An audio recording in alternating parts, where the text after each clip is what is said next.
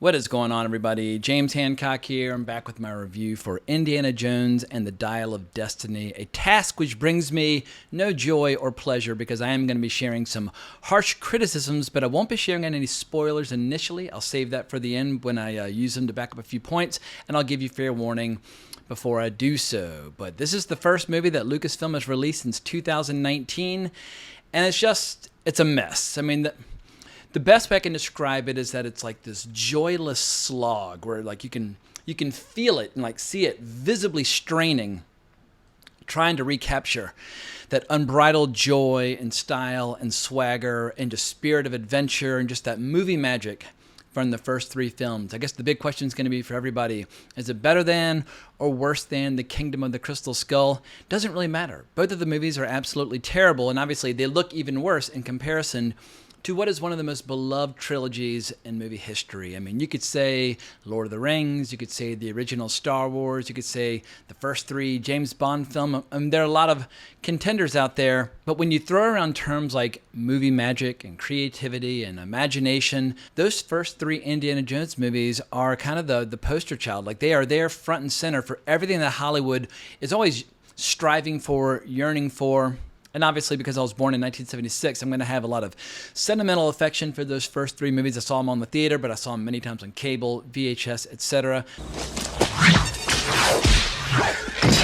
But what all three of those movies have that this movie lacks are scenes or moments or character beats or certain ingredients that you just want to experience over and over again, whether that's John Williams' score or Indiana putting on his hat before they go into the Well of Souls, like that scene in front of the sunset, or friggin' Indiana Jones on the bridge facing off against all the bad guys at the end of Temple of Doom, or just the witty repartee and that sense, like that warm affection and chemistry that was between Harrison Ford and Sean Connery in The Last Crusade. Like, those are all experiences that we want to have again and again and again. And I have no idea how many times I've seen those three movies, and I have no idea how many more times I will watch all three, but they are, like I said before, they are pure movie magic. And ever since those early disastrous reviews at the Cannes Film Festival for this movie, a lot's been said about this movie's role in the culture war and how basically it's Phoebe Waller-Bridge just constantly kind of berating and upstaging Indiana.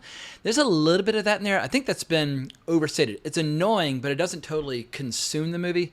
What consumes the movie is that it just feels like a soulless cash grab. Like, there's not a single moment of originality. Like, oh, that's a cool character. Oh, that's a cool set that you built. Or that's a cool piece of music. Or that was an interesting chase scene. There's nothing where you can feel the hand of the artist trying to tell a story that will last for generations. A story with universal themes that just gives people joy for generations to come. And as the movie opens, it feels like maybe it won't be such a bad experience. We get this long, like 20-minute flashback back at the end of World War II where we have Indiana Jones facing off against Dr. Voller for the first time in their first kind of wrestling match over the Dial of Destiny. And the de-aging technology for me was really distracting because it almost starts to feel like a floating face that kind of resembles a young Harrison Ford that's kind of almost like a bobblehead on a stuntman running around. Like, for me, the de-aging didn't work at all. But at a minimum, it's a big chase scene. It's a big fight scene on a train. There are a few things more cinematic than a train. And so all that stuff was, I'd say, fine. It was adequate. I was like, all right, this is okay, but it's not going to make me reach for my revolver and blow my brains out. But then the movie, slowly but surely, starts to get worse. And then when Phoebe Waller-Bridge's character, Helena, appears, initially she's kind of cool, kind of interesting, but then the bickering begins, and Indiana and Helena spend about an hour. I mean, this movie is 2.5 hours. They spend about an hour just chattering away at each other, like, you're old, you're young, blah, blah, blah. It's annoying as hell. It's almost annoying, but not quite as annoying as watching two Ezra Millers in The Flash just being silly. Like, the race is on to figure out which duo in movies this year is more obnoxious. But at a minimum, Helen and Indiana Jones, they have very little chemistry. If anything, they have outright contempt for one another. And that just flies in the face about everything I love about this franchise. Like, the first three movies, Indiana always had lovers and or allies and or family figures that were, a part of his inner circle, where they were the world's most unbeatable team. Like, look at the love and affection between Indiana and Short Round and Temple of Doom. It's real, it's genuine. Indy, I love you! Wake up, Indy! I mean, it breaks your heart. It's really powerful stuff. But this movie is a long game of one-upsmanship of like, who knows more about these old languages, who's going to save who. It gets real tired, real old, and real boring real fast. But the movie saves the worst for the end, where the final third, I would argue, is just unwatchable, where characters suddenly start saying and doing things that are just inexplicable, where like it doesn't even make sense in the context of the character as they've been presented up to that point. But more on that in the spoiler section. So the movie just slowly but surely gets weaker and weaker and just wears out its welcome. And by the end, I was just like, oh, thank God it's fucking over. I kind of like stumbled wearily out of the theater. There were a couple people that were like, yay, like pretending like they enjoyed the experience. They are lying to themselves, or they've never seen a good Indiana Jones movie before in their lives. And on the positive side, there's nothing like completely, totally absurd on the face of things like watching Shia LaBeouf swinging on vines during a chase sequence during Kingdom of the Crystal Skull. I mean, that's some of the dumbest shit ever. But I guess what this movie really suffers from is like, it fails to understand that just because like a chase scene is longer and bigger, that doesn't make it more exciting than something that's like short, fast, and intense. Like, I'll take one cool stunt of like Indy jumping from a horse and landing on a tank over like a 20-minute sequence where you have digital cars kind of careening in and out of traffic with digital characters kind of pulling in, fighting each other back and forth. Like these they're like 3 or 4 long chase sequences that are not thrilling. They're exhausting. Like when you see a great car chase or a horse chase or a train chase, any kind of chase or any kind of chase that incorporates multiple modes of transportation, it should be the most thrilling fucking shit you've ever seen. Hollywood's been doing these chase scenes for more than 100 years, and they used to do great chase scenes back in the 1920s. They're not that hard to do. Get really crazy people behind the wheel and do things that are fucking terrifying and are thrilling, and you don't have to really overthink it that much. But in that, Raiders of the Lost Ark features what is arguably the greatest chase scene ever caught on film. Of course, it's going to cast a very long shadow and make Dial of Destiny seem pretty limp and lifeless and unimaginative by comparison. But let's talk about a few good ingredients just so I don't completely drive myself into a state of depression and suicide discussing this movie. And let's start with Mads Mikkelsen. Mads Mikkelsen was perfectly cast as the villain in this. However, they don't give him any cool lines or cool scenes or great beats in order to kind of flesh out his character. It's just because Mads Mikkelsen is so fucking talented that he's able to inject a little life into this character. And like when I think of Mads Mikkelsen, I think of movies like Thomas Vinterberg's The Hunt, which is one of my favorite movies of the last 15 years. Or Another Round, yet another Thomas Vinterberg movie, which I strongly recommend everybody hunt down. I mean, he is a world-class talent with an incredible filmography. And I feel like if you can get Mads Mikkelsen to be in your movie, get Mads Mikkelsen to be in your movie, but give him some fucking lines so he can show you like what he's capable of.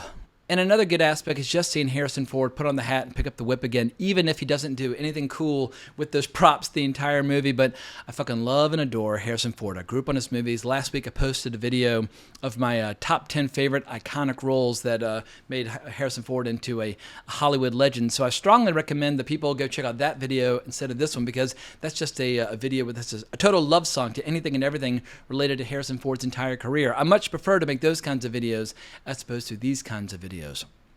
But if you're a history buff, there's some cool stuff in here about Archimedes and the use of the line like Eureka, I've got it. Like for people who are interested in displacement, I mean, that's a super nerdy thing to be interested in, but it's a key part of our scientific history. So that stuff is kind of interesting. And of course, it's a pleasure to see actors like John Rhys Davies and Karen Allen again, but those pleasures are fleeting and brief at best. I guess the best thing I can say about Dial of Destiny is that it is projected to lose so much fucking money that no one will ever make an Indiana Jones movie ever again. Like the franchise will be dead forever, and people will just slowly but surely forget about the 21st century efforts, and they'll focus exclusively on the original 3 movies. But to put it in perspective, the budget's approximately $300 million, and apparently they spent about $150 million marketing it, meaning the movie needs to make $900 million, give or take, in order to be profitable. Because what people always forget is that the revenue from the ticket sales is divided between the studio and the theater. So this movie's got a long way to go in order to be profitable. And my only thoughts on that front is that these movies cannot cost $300 million to make. That is absolutely absurd. Raiders of the Lost Ark cost $20 million to make at that time, which in today's dollars is about $65 million. $65 million is still a shitload of money. You can get good production value. Like, think about movies like Joker or Deadpool. Like those movies are made between like $50 and $60 million, and they're fantastic and they were wildly profitable. Making an Indiana Jones movie for $300 million is this is just the poster child of egomaniacal kind of greed and waste, making a movie for that much money. And I feel like if Lucasfilm is known for anything over the last 10 years, it's taken two of the most original ideas ever for the movies, Star Wars and Indiana Jones, like two trilogies that have given multiple generations so much joy and so much happiness, and just run them both right into the fucking ground. But just in case you haven't heard enough negativity about this movie yet, let's move into my more specific criticisms, and that means I will be going into spoilers. So if you don't want any spoilers, bail out now, because I do have to give a few things away. But let's start with the major Achilles heel of this movie, the screenplay, written by Jez Butterworth, John Henry Butterworth, and David Koepp. Now, David Koepp has written some really good scripts in his day. I mean, movies like Jurassic Park or Carlito's Way, which is one of my all-time favorite movies. David Koepp can write his ass off. So I guess I need to blame the Butterworths, or maybe I just need to blame producer Kathleen Kennedy. And I know everybody's favorite pinata these days is making fun of Kathleen Kennedy online. But I mean, look at her track record. And if I were to sum up the last 10 years of Lucasfilm, I would just describe it as a series of decreasing returns, where they basically tried to squeeze every last dollar out of everything cool that happened at Lucasfilm many decades ago. And they have a pretty standard Lucasfilm playbook, which we saw in the show Obi-Wan Kenobi. We saw it in the Star Wars films like Last Jedi, where you take aging icons, put them on the screen, make them a figure of ridicule where a much younger woman constantly tells them how old and stupid they are. That's what they do over and over and over again. And I imagine that even the people that Kathleen Kennedy thinks that kind of story might appeal to, even they got to be throwing up their hands in despair, enough already, we get it, you keep doing the same shit over and over and over again, can we try something different? But getting back to the script, there's nothing more frustrating than when characters start just making up things to do that are inconsistent with their character up to that point, or just making up things to do totally out of the blue. There's this one kid in this flick who it's mean to make fun of and beat up on a little kid, but the character of Helena, she has a kid sidekick named Teddy, played by Ethan Isidore, if I'm saying his last name correctly. But he's more or less a harmless character, even if his acting, the kindest word I can use to describe his performance in this, is flat and lifeless. But there's a scene toward the end where he suddenly just teaches himself to fly. Not only teaches himself to fly, but he's flying through a storm and following this Nazi plane and going through this big fucking time portal and everything. I mean, it's totally, completely fucking absurd, but not nearly as annoying or absurd or just random as the actions performed by Boyd Holbrook's character. I mean, Boyd Holbrook, he basically is playing a mindless henchman for Mads Mikkelsen the whole movie. And I like Boyd Holbrook. He did a great job in Logan, an earlier James Mangold movie, which is vastly superior to this. But, once again, spoiler alert, but at the end, they fly back in time to about 200 BC, and they're flying over this battle, and suddenly Boyd, just out of nowhere, even though nothing's really, threatening him, he just starts shooting all these random soldiers that are down there in the field. I'm anyway, it's so random and out of character relative to what's come before. You just want to reach into the screen and just throttle the writers and be less stupid, write better endings for your characters. This is just annoying as hell. It is so fucking idiotic. And you see this problem again and again and again, Antonio Banderas. Awesome movie star, has been doing amazing work for fucking decades, completely, totally wasted on this movie. And I can't say enough about just how poor the special effects look. When you look at the original trilogy, those worlds look so lived in. When you're in Raiders of the Lost Ark, oh my God, I believe these locations, I believe these settings, I believe these actors. You really feel like you're on an incredible adventure. But they couldn't even handle getting the streets of New York right. Everything looks, all the colors of the buildings just look off. They've fucked with the colors too much. Just the whole color palette of the whole world just looks strange and digital and artificial. And obviously it's hard shooting action scenes with an actor in his 80s. And I think at that point, well, then just stop doing these long, crazy chase sequences and really focus on character and acting. And give him great beats. Give him great lines of dialogue. Make him make really interesting decisions. No one's expecting an 82-year-old to fight like they're 35. And there are a couple moments in the movie that almost feel like willful and deliberate provocations of the audience. They were shoved in there almost as a little fuck you, daring people to hate it. And a lot of people talked about how this one scene was present in early trailers and then it was missing or removed in subsequent versions. But there's a scene where a bunch of people are arguing over who has stolen an item. You stole it, then I stole it, then he stole it. It's called capitalism. You stole it. Then you stole it. And then I stole it. It's called capitalism.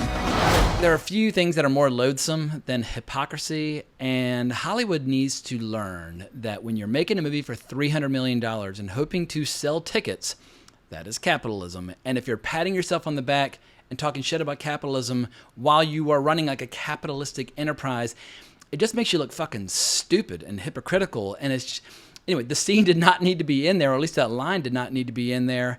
And you could tell, like, whoever cut the first trailer thought that was going to be like the big winning dramatic beat. Then they're like, oh my God, people hate that line. Like, take it out of the other ads. Well, they probably should have taken it out of the movie entirely, but it's in there. And once again, nobody likes a hypocrite. And I guess my message would be to whoever wrote that line or whoever insisted upon it being included in the movie, see how you like it when all $300 million that were invested in this movie are just totally, completely squandered on a movie that's going to be outright rejected by audience members who are just like, ugh, like, please no more. Can we just go back to having fun at the movies? Because what I'm looking for in an adventure movie is exemplified in those first three movies. Like, you couldn't ask for better examples. Like, if someone were to say, what is an adventure movie? You're going to start with those three, and then we'll kind of work your way down from there. And like, there are some other classics that I really love, like The Man Who Would Be King and things like that, but you can't beat that original trilogy. But every single quality or ingredient or creative choice that went into making those three movies, beloved, just classics of their time, all those qualities are completely absent from this total creative misfire. And it's not like James Mangold doesn't know how to make a good movie. I mean, Ford v Ferrari and Logan and 3:10 to Yuma, those are kick-ass movies. Harrison Ford, he's got like 20 incredible movies to his name. Phoebe Waller-Bridge, I mean, Fleabag is sexy and funny as hell. It is absolutely incredible. So the only logical conclusion is that whatever corporate culture has been nurtured and developed within Lucasfilm is now incapable of delivering interesting, exciting, beloved movies. Let's try and finish strong and finish positive. So this movie is not going to become anybody's new favorite film, but at a minimum, maybe if I'm going to look for a silver lining, perhaps if somebody's 8 years old right now and be like, who the hell is Indiana Jones and why is everybody yelling about how much they hate Dial of Destiny? Maybe some of those people will go back and watch the first three movies and fall in love with the character. Like, it might lead to yet another generation of falling in love with this character all over again. So on that more or less kind of positive note, let's start wrapping this sucker up. I'll be talking more about this movie on Sunday when I come back from my box office breakdown for the weekend. Like, between Elemental and The Flash and this, there's like this three-way race to see which is going to be like the most spectacular box office failure of the summer. But I feel like more than ever right now, a lot of Hollywood movies seem to be going through the same phenomenon that they went through in the 60s, where a lot of big budget musicals and a lot of big budget historical epics suddenly started to fail. And Hollywood's like, wait, what? Like, people used to love these. Like, what's going on? Like, how come these movies are flopping? And then suddenly the film school generation and the new Hollywood came along and revitalized Hollywood with a bunch of fresh takes on a lot of classic stories and reinvented the industry. And Hollywood's been more or less coasting on all those legendary figures for the last 50 years, whether you're talking about De Palma or Coppola or Scorsese or Spielberg or Lucas or whomever. Like, there are a lot of legends from that period.